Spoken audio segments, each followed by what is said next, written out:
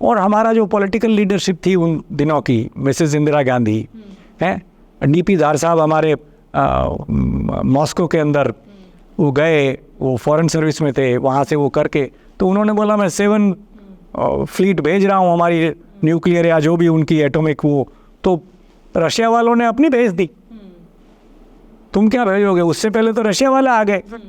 तो इतना बंदोबस्त करना, इतनी तैयारी करना, उन लोगों को बांग्लादेश वालों को ट्रेन करके मुक्ति वाहिनी बनाना, सबको खाना खिलाना, सबको प्रेम से रखना, अपने पेट पे गांठ दे के उनकी देखभाल करना, और बड़ी मुश्किल से बांग्लादेश लिया।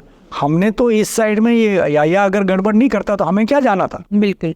वो तो जब देखा कि यार वहाँ सारा हो गया तो मैं यहाँ ले लूँ, यहाँ क्या लोगे तुम, 48 में नहीं ले सके, 65 में नहीं ले सके, तो तुम 71 में क्या लोगे? ये झांसी की रानी से क्या लोगे, इंदिरा गांधी से कुछ नहीं ले सकते।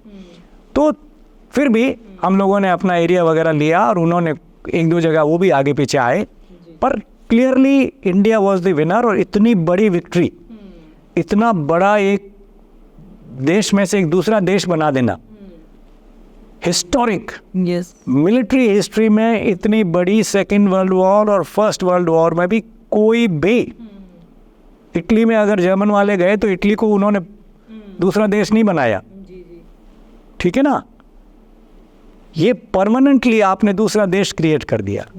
Great victory of Indian army, golden अक्षरों में लिखी हुई है बांग्लादेश बनाना, एंड सर ऊंचा हो गया। मैं तो यहाँ तक बोलूँगा कि आप शिवाजी, महाराणा प्रताप और थोड़ा सा आप बाकी को छोड़ दो तो हिंदुओं की हिस्ट्री में अगर कोई क्लियर विक्ट्री मोहम्मद बिन कासिम के आने के बाद जो सिंध में आके उसने हम लोगों को हराते हराते, और फिर तो ये जितने आए मैं सबका नाम नहीं लूँगा, जी, चाहे सोमनाथ को लूटा या चाहे कुछ भी किया,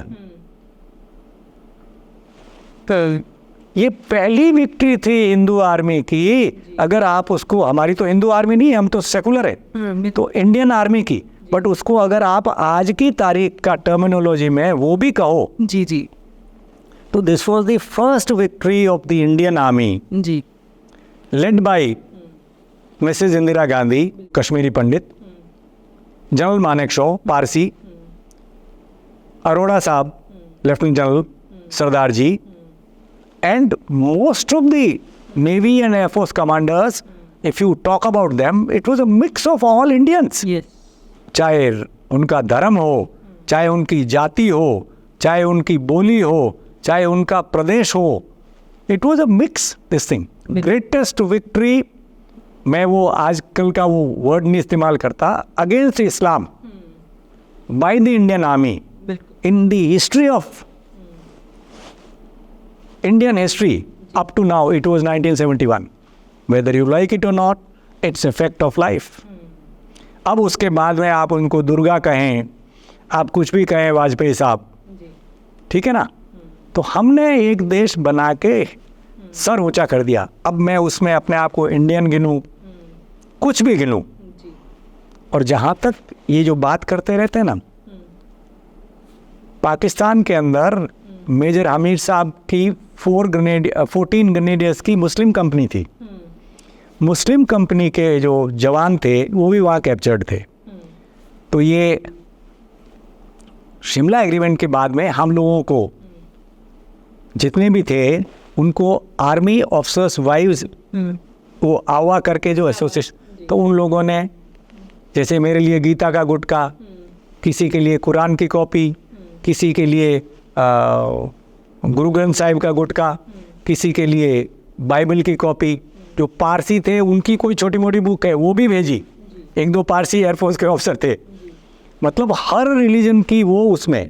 फिर पनामा सिगरेट का 1-1 पैकेट, फिर छोटा सा नमकीन, थोड़े और कोई दूसरा, यूं करके वो पैकेट बना के बेचते थे, थ्रू भेजते थे, नहीं एक ही बार आया, थ्रू रेड क्रॉस। फिर वो सबको बांटा गया।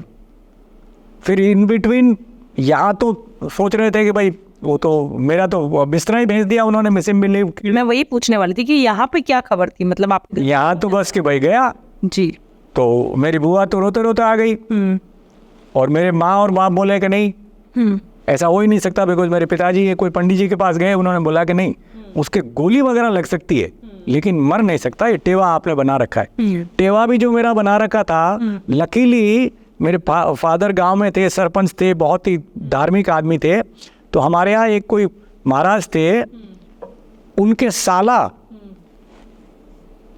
या जो भी, मतलब ये दोनों साला फूफा में एक थे वो, तो भागीरथ जी महाराज वो जोधपुर महाराजा के पंडित थे जी। तो वो आए, तो मैं उन्हीं दिनों में जन्मा हूँगा, तो मेरे पिताजी ने भी बोल दिया कि साहब ऐसे ऐसे के लाओ इधर।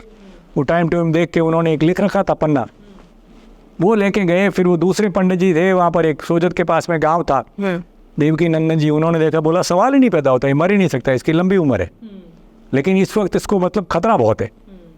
तो इन्होंने बोला भाई मत आओ मेरा बेटा। फिर वो गांव के जो दूसरे थे मर गया, अभी ऐसे ही नाटक वाटक कर रहे हैं, और हाँ, पर somehow that is how it is।